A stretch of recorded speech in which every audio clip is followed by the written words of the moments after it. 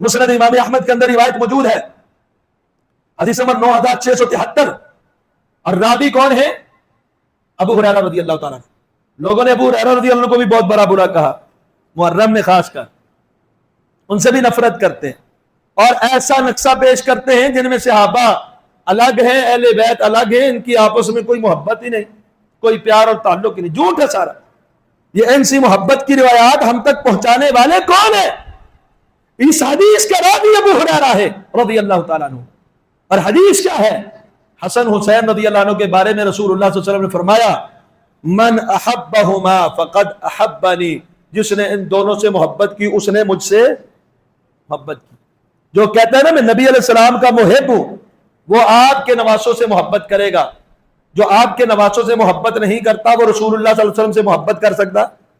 دعوے بے شک کرے۔ من احبہما فقد احبنی، جو ان دونوں سے محبت کرے گا اس نے کس سے محبت کی؟